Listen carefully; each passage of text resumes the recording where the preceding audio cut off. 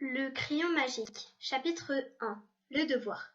Maë commençait sa journée et allait bientôt partir à son école d'art. Elle dit au revoir à son chat, Blue, qui dormait sur le canapé. Son copain, Hugo, alluma la voiture. Maë ferma l'appartement. Ils arrivèrent à l'école d'art. Maë se dirigeait vers sa classe habituelle. Elle commençait son cours comme d'habitude. Au milieu du cours, sa prof lui demanda si elle connaissait le crayon magique. Maë lui dit qu'elle ne connaissait pas le crayon magique. Sa prof lui dit « Ce crayon magique fait que quand on le prend dans nos mains, il fait des dessins, tout seul. Tu vois Maë, je voudrais que tu ailles le chercher pour m'aider à faire des dessins. Il est chez un vieil ami à moi, dans son magasin en plein Sahara. Il t'attendra le temps qu'il faudra. Tu pourras faire le devoir d'art avec. » Maë accepta d'aller chercher le crayon magique. Elle finit les cours très triste de penser qu'elle devait partir un mois ou plus sans son copain et son chat. Le soir venu, Maë ne parla plus, et elle n'osait même pas parler de ce voyage à Hugo. Ce soir-là, Maë commençait à faire son sac. Elle prit son sac, sa gourde, de la nourriture et sa couverture en poil de mistouflon. Elle posa son sac ouvert par terre et écrivit une lettre pour Hugo pour lui expliquer son départ. Chapitre 2. Le village. Maë marchait depuis très longtemps. Le désert était très très chaud. Ça faisait une semaine qu'elle marchait dans ce désert infini. Quand tout à coup, Maë trouva que son sac était très très lourd. Elle décida de l'ouvrir pour voir ce qui était aussi lourd. Quand elle l'ouvrit, Blue s'était caché dedans.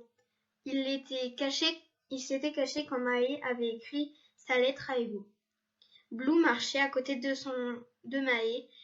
Au bout d'une heure, Maë vit un village. Elle courut voir cette petite ombre qui devenait de plus en plus grand. Elle resta immobile. Ce village était plein de couleurs très claires. Quand elle vit que les longs et beaux tissus étaient en fait des portes magiques qui emmenaient dans un autre monde.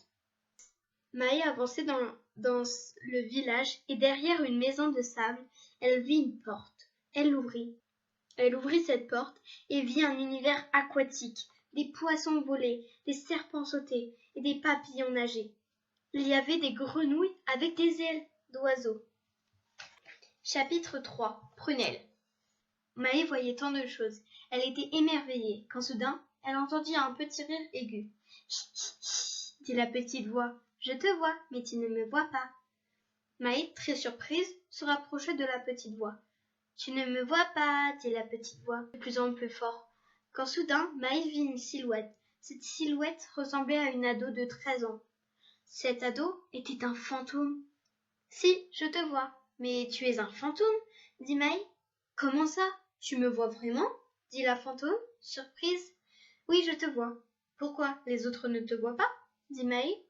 « Non, les gens ne me voient pas, car je suis un fantôme, dit la fantôme. »« Tu t'appelles comment? » demanda Maë.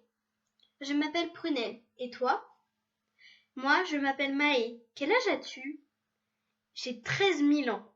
Et toi? » dit Prunelle. « Quoi? Tu as 13 000 ans? Moi, j'ai 18 ans, dit Maë. « Ah oui, c'est vrai, en âge mortel, c'est 13 ans, dit Prunelle. « Tu veux être mon amie? Demanda Maë. « Oui, je veux bien. Mais c'est quoi ce truc? Dit Prunelle. « Ça, c'est Blue, mon chat, dit Maë. » Elles se promenèrent très longtemps ensemble. Chapitre 4. Le crayon magique. Elles étaient de très bonnes amies, mais Maë décida de lui dire pourquoi elle était là. « Tu sais, Prunelle, je suis là car je dois trouver un crayon magique, dit Maë.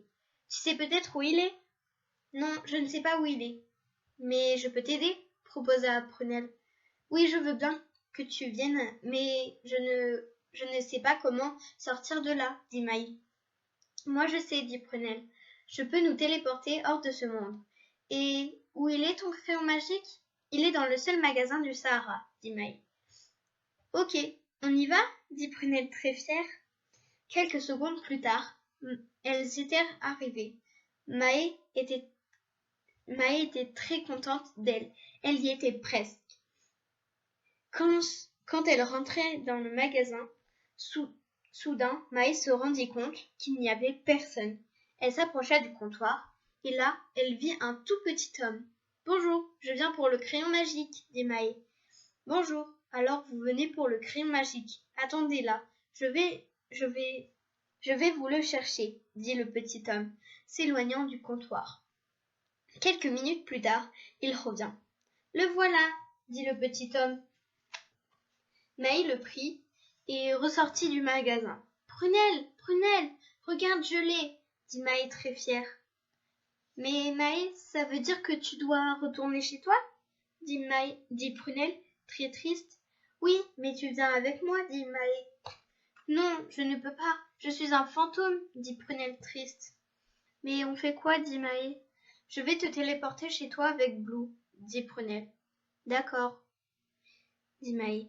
Quelques secondes plus tard, Maïs se retrouva devant la porte de son appartement. Elle rentra et vit son copain en pleurs sur le canapé. « Maïs, tu étais où ?» dit Hugo très triste. « Je ne reverrai plus jamais Prunelle, » se dit Maïs. Quand soudain, on sonna à la porte. C'était Prunelle, mais vivante. Quelques jours plus tard, Maïs donna le crayon magique à sa prof. Maïs devient une artiste et Hugo faisait des films où Prunelle jouait les rôles principaux.